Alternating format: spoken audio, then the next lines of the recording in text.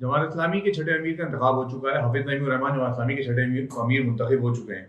कराची जमात इस्लामी की खुशनसीबी रही है कि कराची जमात इस्लामी को हाफिज नईमुर रहमान की शक्ल में एक ऐसा मुतहर्रिक शख्स मिला था जिसने कराची के अंदर जमात इस्लामी में जान डाल दी। और वो जमात इस्लामी जिसके बारे में तसव्वुर नहीं होता था कि वो कोई लोकल इशूज़ पे बात करेगी, जिस पे इल्ज़ामात लगा करते थे कि वो तो अफगानिस्तान और जिहाद और कश्मीर इसी पे बात करती है। उन इशूज़ पे बात करने वाली जमात इस्लामी को, कराची जमात इस्लामी को हाफिज नईमुर रहमान ने हक दो कराची और इसी तरह दीगर टॉपिक्स पे लाके कराची के अंदर उनको कायम कर दिया, कराची में उनसे बात करवाई, कराची के मसलों को उठाया। ना सिर्फ ये किया कि कराची के मसलों को उठाया, बल्कि उन मसलों को हल करने के लिए हमने इक़दाम भी किए। तो एक ऐसी शख्सियत जमात इस्लामी में मुतारिक हो गई जो कि अमूमी जमात इस्लामी की जो मिजाज से मुख्तलिफ थी, जो हाल में जो कहा जाता है। हाफिज नईमुर रहमान को मैं उस वक्त से जानता हूँ जब मैं कॉलेज में था या यूनिवर्सिटी में था, और मैंने उनको देखा है, बहुत करीब से देखा है, मुलाकातें भी रही हैं। मैंने एक बात उनके अंदर बहुत महसूस की कि वो शख्स ना सिर्फ मुतहर्रिक है बल्कि बेइंतहा ईमानदार है। और उनके अंदर एक बहुत बड़ी क्वालिटी जो है वो ये है कि उसके अंदर जज्बा है काम करने का और यकीन है अल्लाह ताला से, उस तवक्कुल। मैंने जब भी उनसे मुलाकात की, मुझे उनके अंदर, जब मैंने जब भी उनको सुना, चाहे चैनल पे सुना चाहे कहीं और सुना, मैंने नोट किया कि हाफिज नईमुर रहमान के अंदर तवक्कुल बहुत ज़्यादा है, इस बात का यकीन बहुत ज़्यादा है कि जिस काम में आप लगे हैं, जो काम आप कर रहे हैं, वो यकीनी तौर पर बिल्कुल दुरुस्त है और मैं इस काम में काम कर रहा हूँ। ये हाफिज नईमुर रहमान की क्वालिटी है। उम्मीद है कि जब जमात इस्लामी पाकिस्तान के वो अमीर बने तो पाकिस्तान जमात इस्लामी को भी इसी तरह मुतारिक करने में कामयाब हो जाएंगे जिस तरह उन्होंने कराची जमात इस्लामी को मुतारिक किया। क्योंकि बलदियाती इंतखाबात में जमात इस्लामी ने जो कमबैक किया और इसी तरह आम इंतखाबात जो भी हुए हैं जिसमें धांधली हुई है, उसमें भी जमात इस्लामी ने अच्छी पोजीशन ली। 8 लाख के करीब जमात इस्लामी ने इस वक्त कराची से वोट हासिल किया था। इसकी बहुत बड़ी वजह हाफिज नईमुर रहमान की क़यादत थी। यहाँ कुछ लोग तनकीद कर रहे हैं हाफिज नईमुर रहमान पे कि वो सोशल मीडिया का इस्तेमाल किया उन्होंने और सोशल मीडिया को लेके चले। मुझे अफसोस ये होता है कि जब जमात इस्लामी या दीनी जमातें जब इन जगहों इन चीज़ों का इस्तेमाल नहीं करती थी, जब वो माइक का इस्तेमाल नहीं करती थी, लाउड स्पीकर का इस्तेमाल नहीं करती थी, मीडिया का इस्तेमाल नहीं करती थी, तो तनकीद ये होती थी कि ये कुरून औला में रह रहे हैं और इनको नहीं पता कि नई दुनिया क्या कर रही है।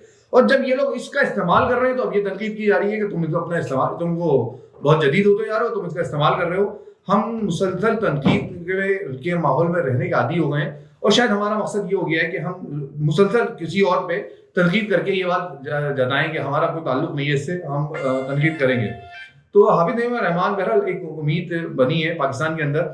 इसके साथ साथ मैंने बहुत सारी चीज़ें नोट की इमरान खान की शक्ल में। इमरान खान ने सोशल मीडिया का इस्तेमाल किया। हाफिज नईमुर रहमान ने, हो सकता है कि इमरान खान से ही इसको अडॉप्ट किया हो और इमरान खान साहब की जो एक पूरी तहरीक थी जिसके जरिए वो वज़ीर-ए-आज़म के ओहदे तक पहुंच गए, उसमें सोशल मीडिया का एक बहुत बड़ा किरदार है। इसमें डोनाल्ड ट्रंप का भी एक आप जिक्र कर सकते हैं। लेकिन हाफिज नईमुर रहमान ने भी उसका इस्तेमाल किया और ना सिर्फ इस्तेमाल किया बल्कि दुरुस्त इस्तेमाल किया।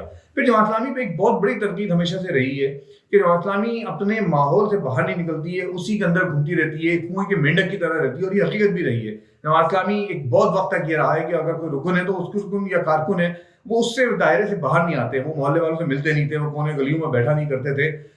लेकिन काजी हुसैन अहमद की जब अमीर जमात इस्लामी काजी हुसैन अहमद बने, उसके बाद जमात इस्लामी में तब्दीली आना शुरू हुई। पब्लिक एड कमेटी बनी, जमात इस्लामी लोगों के मसाइल के लिए आगे बढ़ने लगी, इसमें पब्लिक एड कमेटी का एक बहुत बड़ा रोल है। फिर काजी हुसैन अहमद का कारवां जो रहा वो हम सब ने देखा। फिर उसके बाद जमात इस्लामी में जो अरकान जमात की जो एक पूरी एक सख्ती थी उसको कम किया गया और लोगों को शामिल किया गया। ऐसे लोग भी शामिल किए गए जिनके बारे में तसव्वुर नहीं हो सकता था कि वो जमात इस्लामी में शामिल हो जाएंगे। तो ये काजी हुसैन अहमद की दौर से ही ये तब्दीली आ गई थी। लेकिन जब मुनव्वर हसन साहब का दौर आया तो फिर इसमें दोबारा से सख्ती आना शुरू हो गई थी कि मुनव्वर साहब का अपना एक मिजाज था, वो तकवा के बहरहाल आला मेयार पे थे और मुनव्वर साहब ने इसको दोबारा से कुछ मेयारात को सख्त करने की कोशिश की थी।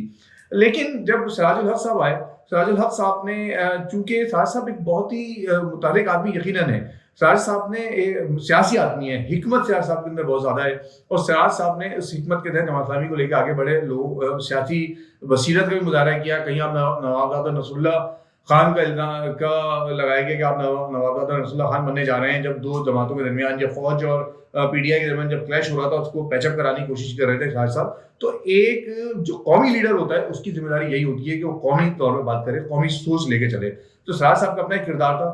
हाफिज नईमुर रहमान जब कराची शहर के लिए आवाज़ उठा रहे थे और बात कर रहे थे तो एक वक्त ये भी आया है कि आपने देखा कि वही जमात इस्लामी जिसके बारे में कोई सवाल नहीं करता था, कोई बात नहीं करता था, वही पीपल्स पार्टी جماعت اسلامی کے دفتر پہنچتی ہے، مذاکرات کرتی ہے، وہی MQM جاتی ہے، مذاکرات کرتی ہے، اور وہی لوگ جو کبھی جماعت اسلامی کا نام نہیں لیا کرتے تھے وہ جماعت اسلامی کی طرف متوجہ ہو گئے۔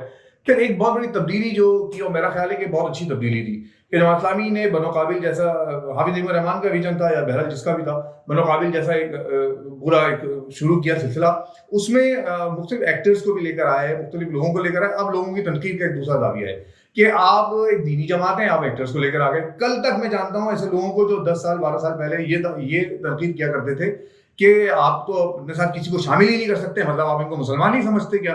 یہ اگر اداکار ہے تو آپ اس کو مسلمان نہیں سمجھتے، اگر یہ کوئی گالی دیتا ہے، بدتمیزی کرتا ہے تو آپ مسلمان نہیں سمجھتے، آپ اس کو اپنے ساتھ بٹھاتے نہیں ہیں۔